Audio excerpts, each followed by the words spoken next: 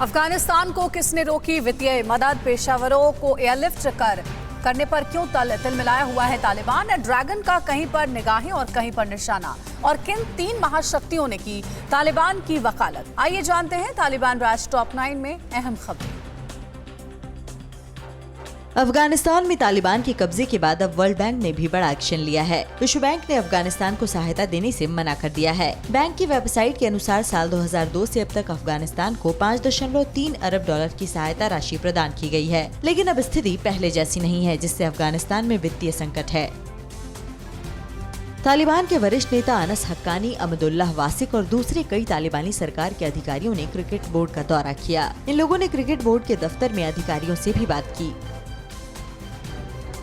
तालिबान में कई अहम पदों पर नियुक्ति के एक दिन बाद बुधवार को एक अहम ऐलान किया गया। अब्दुल कयूम, जिसे जाकिर के नाम से जाना जाता है, उसे कार्यवाहक रक्षा मंत्री बनाया गया है। जाकिर ग्वांतानामो का एक पूर्व बंदी था और उसे हक्कानी नेटवर्क के नेताओं के सहयोगी के रूप में देखा जाता है। इधर तालिबान ने अमेरिका समेत अन्य देशों पर कड़ी आपत्ति जताई है। तालिबान ने कहा कि अमेरिका अफगानिस्तान से इंजीनियर्स, डॉक्टर्स और दूसरे पेशेवरों को अपने साथ ले जा रहा है। इससे देश को नुकसान होगा। अब ऐसा नहीं होने दिया जाएगा।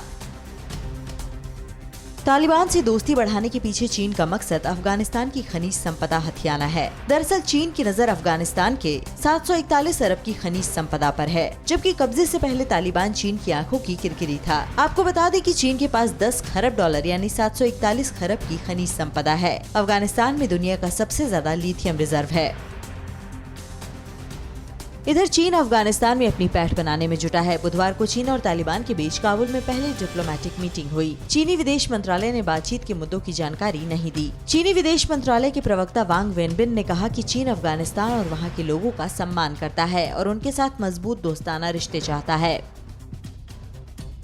अफगानिस्तान के पक्ष में अब चीन ने वैश्विक स्तर पर आवाज उठाना शुरू कर दिया है। चीनी विदेश मंत्रालय के प्रवक्ता वांग वेनबिन ने कहा कि अमेरिका और उसके सहयोगियों को अतीत से सबक सीखना चाहिए और समझदारी से काम लेना चाहिए। चीन ने कहा कि तालिबान के खिलाफ प्रतिबंध लगाए जाने संबंधी कदम सार्थक साबित नहीं होंगे। अफगानिस्तान संकट पर कम्युनिस्ट देशों चीन और रूस में साठगांठ शुरू हो गई है। बुधवार को चीनी राष्ट्रपति शी जिनपिंग और रूसी राष्ट्रपति व्लादिमीर पुतिन ने अफगानिस्तान में पैर जमाने के संबंध में गहन चर्चा की है। दोनों नेताओं ने स्पष्ट किया है कि वो अफगानिस्तान की आजादी और संप्रभुता की इज्जत करते हैं। जर्मनी की चांसलर एंजेला मर्केल ने तालिबान से बातचीत करने की वकालत की है। समाचार एजेंसी एएफपी के मुताबिक मर्केल ने कहा कि अफगान की सुरक्षा के लिए जरूरी है कि तालिबान के साथ बात की जाए। अफगानिस्तान पर तालिबान के कब्जे के बाद वहां की स्थिति काफी बदल चुकी है। अड़ी सोमवार से शुक्रवार शाम 6 बजे सिर्फ TV9 भारतवर्ष पर।